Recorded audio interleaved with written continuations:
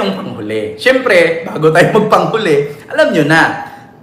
Ito po, mga kababayan.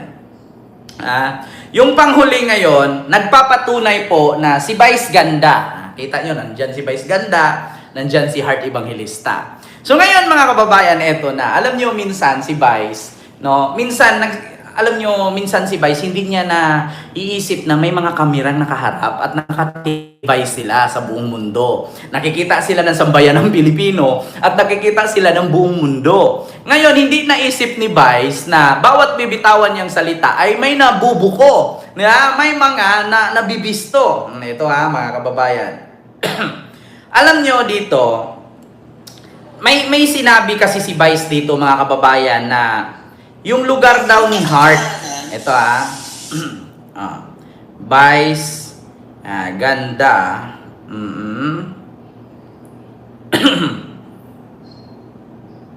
ayan ito po mga kababayan, lista, ayan po ito. Ang probinsya nila Heart Evangelista na isang paaralan na walang reading materials. Pinagawa ko yung eskwelahan at nagpadala ako ng tulong doon kasi walang reading materials. Tulong yung paaralan doon sa lugar. Baka kinakwento ko sa iyo, may pinuntahan akong lugar doon sa probinsya nila Heart Evangelista na isang paaralan na walang reading materials. Kita ninyo? Kita mo yan, Heart? Kita mo yan? Pumunta si Vice. Ito yung sabi ni Vice Ganda. Nabulgar niya to sa Showtime. Hindi niya alam na nakatelevize, nakalimutan niya. So, syempre, kwininto daw niya kay Ann, nakapunta daw siya sa lugar ni Heart Evangelista na isang lugar na may paaralan, walang reading materials. Pero, nagdonate daw si Vice doon. Napakarami daw ang pinapadala niya, yung buong school, binigyan niya ng mga reading materials, di ba? Yung mga kagamitan para sa pag-aaral ng mga kabataan. Di ba? Nakita nyo yan, mga kababayan, na sa kabila ng makikita natin sa social media, 'di ba? Na si Heart Evangelista napakamahal ng kanyang mga sinusuot, yung kanyang mga paintings, yung kanyang mga bags, 'di ba? Yung mga sandals, mga alahas. Pero sa kabila pala ng karangyaan ni Vice ni Heart Evangelista, sa kabila ng kanyang luxurious life, meron palang mga nasa likod ng kanyang lugar na pinanggalingan ay meron palang mga naghihirap. 'Di ba? Alam niyo yung merong isang kwento ako nakita mga kababayan na merong isang malaking mansyon. Tapos yung katabi niya kubo. 'Di ba? Merong isang malaking mansyon tapos katabi niya kubo. Ano kaya ang mararamdaman ng mga tao kapag dumadaan ka sa bahay na yon na may malaking mansyon tapos ang haba ng mga gate, lagpas ng second floor, tapos yung katabi mo kubo? Ano kayang sasabihin? No? Ng mga tao pag nadaanan yun. Napaka-imposible, napakalaki ng bahay mo. 'Di ba? Tapos heavy guarded. May mga sasakyan ka, mga luxury cars, mga sports cars. Tapos yung katabi mo kubo. 'Di ba? Oo. So, ano ang sabi ni Vice? Ito po. Gawa ko yung eskwelahan at nagpadala ako ng tulong doon kasi walang reading materials. Bulok yung paaralan doon sa lugar nila Heart Evangelista. I cried so much when I saw that school. Diba? Kailangang ayusin ang paaralan. Kailangang tulungan ng mga magulang na mailagay sa paaralan ang mga anak. Kailangan ng tulong ng mga Pilipinong magulang mula sa pamahalaan. Baka kinakwento ko sa iyo, may pinuntahan akong lugar doon sa probinsya nila Heart Evangelista na isang paaralan na walang reading materials. Pinagawa ko yung eskwelahan at nagpadala ako ng tulong doon kasi walang reading materials. Bulok yung paaralan doon sa lugar nila Heart Evangelista. I cried so much when I saw that school. Diba? Kailangang ayusin ang paaralan. Kailangang tulungan ng mga magulang na mailagay sa paaralan ang mga anak. Kailangan ng tulong ng mga Pilipinong magulang mula sa pamahalaan. Tapos makikita mo, bumibili sila ng bahay sa Paris, di ba? Bumibili sila ng bahay sa Boracay. So, nagsusuot siya ng daan-daang libo halaga ng t-shirt. Tapos yung bags niya, nagkakahalaga ng tag 700,000, tag 3 million, 4 million, 15 million, bag lang yun. So, di ba, hindi ba naisip ni Heart Evangelista yan na puntahan niya? Sa ngayon, napapanood niya na itinilibays ni Vice Ganda yan. Hindi ba naisip ni Heart Evangelista yan na kung hindi dahil sa ibang tao na makatulong sa kanyang pinanggalingan na lugar, hindi uunlad yung naturang paaralan? Di ba? Hindi ba naisip ni Heart at ni Chis Escudero yan na ang rangya ng pamumuhay nila? Samantalang yung lugar na pinanggalingan nila kung saan sila galing, mayroon palang isang paaralan, mayroon palang isang estudyante, mayroon palang mga estudyante o mga magulang na hindi man lang halos nakakahawak ng 10,000 cash. Di ba? Hindi ba naisip nyo yan? Actually, sa totoo lang nga, mga kababayan, ako, nakakaranas naman ako ng 1 milyon. Nakakahawak ako ng cash 1 million. Alam nyo, kapag may nakita ako na parang ganyang lugar, hindi na lang ako titingin. Didiretso na lang ako. Katulad yan, di ba? Nakamotor kami. Habang nagda-drive. Minsan may nakikita ako na isang kubo, tapos may nagbibilad ng palay, tapos nakikita ko nag-aano ng mais. Minsan nakikita ko, ididiretso ko na lang yung tingin ko sa kalsada, hindi na lang ako lilingon. Alam niyo kung bakit? Naranasan ko kasi napagdaanan ko yan. Alam niyo yung mag-ano ng palay, puro paltos yung kamay ko. Ayan, resulta ng sugat na tamaan ng panggarab. Alam niyo yung pangtabas ng palay? Naranasan ko yan. Ito mismo. Tapos, alam niyo yung naranasan niyo yung mangunguha ka ng kuhol? Di ba? Yung kuhol, tapos ibabad mo siya sa tubig ng 3 days para mailuwa niya yung putik. Tapos, lalagain mo siya, tapos gagataan mo. Ayan. Alam niyo yung naranasan niyo yan, maghawak ka ng Petromax or flashlight, may dala kang kawayan para mamamalo ka ng palaka. Naranasan ko yan. Kaya sa tanang buhay ko, hindi ko na gustong balikan. Diba? Hindi ko na gustong mabalikan yung mga ganong bagay. Kaya minsan pag nakikita ko, may mga ganyang tao, alam nyo yung isang matanda uupo sa gilid, nagtitinda ng gulay, ulan, init, tiniis, tapos merong isang nakakotse, tay, magkano ang tumpok? 20-20 lang, anak. Diba? 20-20 lang, anak. Tapos sasabihin pa, tay, pwede ba 100 na lang lahat yung 5 tumpok? Or, halimbawa, 12 katumpok, tay, 100 na lang. Diba? May mga ganyan Yung 12 katumpok, tag 20 na nga lang, tatawaran mo pa 100. So, magiging libre na yung 2 tumpok. Samantalang pag pumunta ka ng mall, putang ina, yung mga bariya doon na tag 50 centavos, peso, 2, 3, hinuhulog mo pa. Iniiwan mo pa, hindi mo na kinukuha yung sukle. Samantalang yung tao na nagtitinda sa gilid ng sidewalk, ulan, init, binubraot mo pa. Diba, kita nyo yan? Tumpok na nga lang, tatawarin mo pa. Pero pag nag-grocery kayo, namimili kayo sa mga malalaking establishmento na ang lalaki ng kita niyan, hindi nyo kinukuha yung mga sukle. Diba?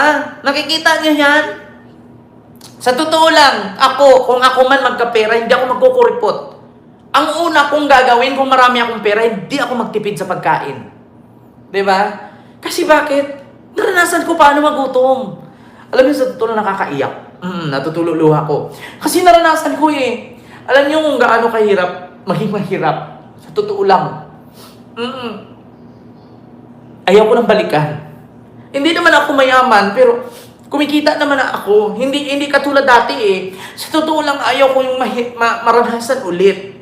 Yung nag-aral ako ng elementary, sa totoo lang, alam mo yung tuyo na ulam?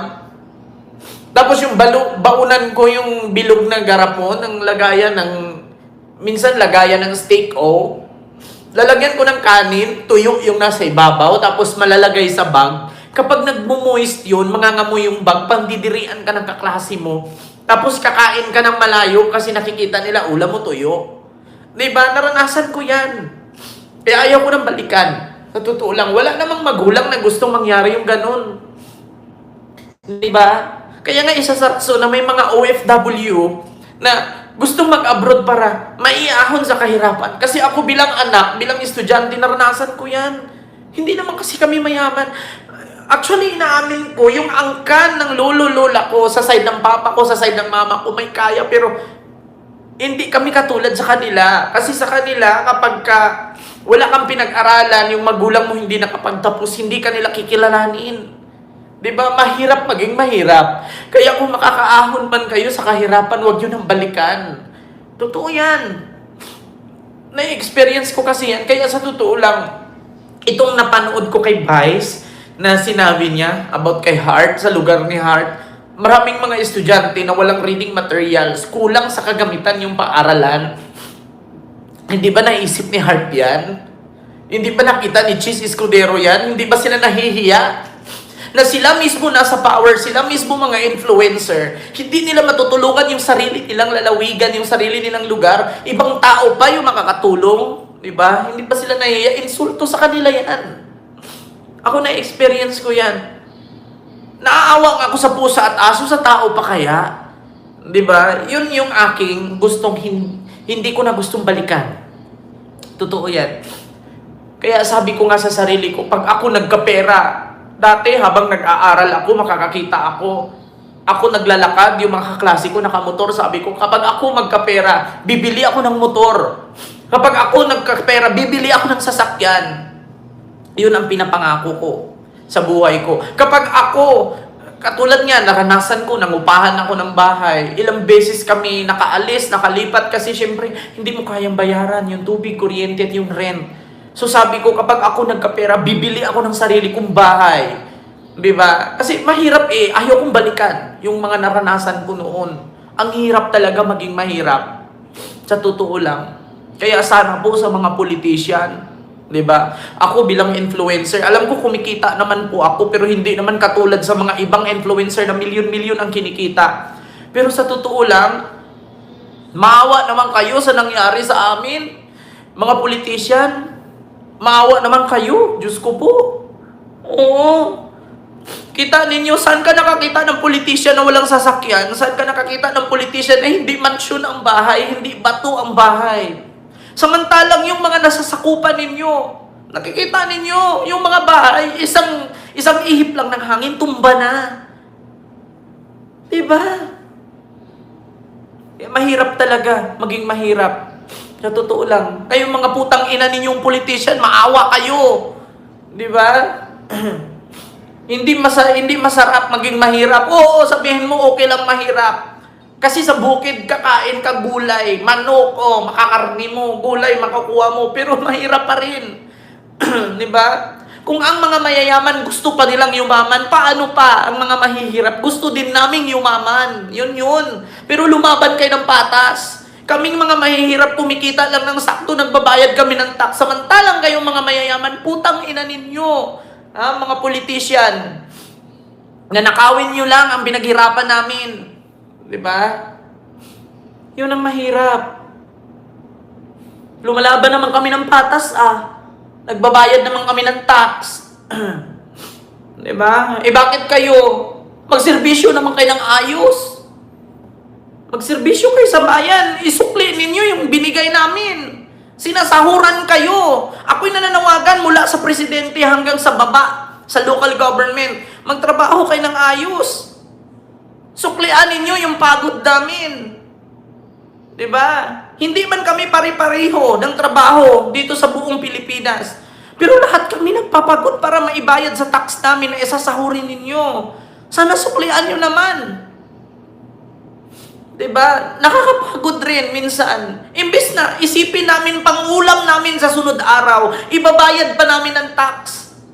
Diba? Tapos na nakawin nyo lang, gagastusin nyo lang sa wala. Ibibili nyo ng private plane, ibibili nyo ng private resort, ibibili ninyo ng sarili nyo mga luxury cars, ibibili ninyo ng mga luxury items ng mga kabit at asawa ninyo. Diba? Samantalang kami nagpapagod, naghihirap, naranasan naming gumapang sa putikan, lumangoy sa baha, samantalang kayo may sarili kayong yate. Samantalang kayo may sarili kayong eroplano, hindi ba kayo naaawa sa amin? Maawa naman kayo. Di ba? Yun yung totoo. So, yun lang, mga kababayan, yung aking reaction. Sa totoo lang, pag sinabi kasing, pag about student kasi, naalala ko eh. Alam nyo, sa totoo lang, naranasan ko mag-aral noon. Alam nyo yung magera, yung Abu Sayyaf at Kafgo at mga military, dadapa kami. Makikita namin, alam nyo yung parang basuka, yung pinapatong sa balikat, tas matamaan yung puno ng niyog, matutumba, minsan yung mga kawayan, may mga nagrarakrakan na magtatago kami sa gilid ng bato. Diba? Sa probinsya. Kaya ayaw kong balikan yung ganung mga pangyayari. Naranasan ko, Diyos ko, sa lahat ng aking tanang buhay, naranasan ko yun. Walang Pilipinong hindi nakakaranas ng hirap, hindi tayo pinanganak ng mga nepo babies. Diba? Kaya balikan nyo po. Kung makita kayo, nakakita kayo ng mahirap, tulungan ninyo. Huwag yung nakita nyo ng mahirap, hayaan nyo lang. Diba? Pero ako ayaw ko nang bumalik sa ganung pangyayari. Hawak ka ng flashlight, pupunta ka sa ilog, manguha ka ng palaka. Hahawa ka ng flashlight, mangangaso kayo ng gabi, minsan makakagat ka pa ng ahas. Hahawa ka ng moskitero, gawin mong lambat, manghuli kayo ng hipon sa ilog, minsan makagat ka pa ng tangkig. Totoo yan. Diba? Aakyat ka ng puno na hindi sa inyo, minsan makapagnakaw ka pa ng saging para may makain lang kayo. Naranasan ko yan. So yun lang, mga kababayan. Kaya tingnan nyo sa sabi ni Vice kay Hart, sa kabila ng karangyaan ng pamumuhay ni Hart, meron pala sa likod niyan isang paaralan na walang reading materials. Yeah. So yun lang, mga kababayan, yung aking reaction. Maraming salamat po. Mag-ingat po kayo palagi.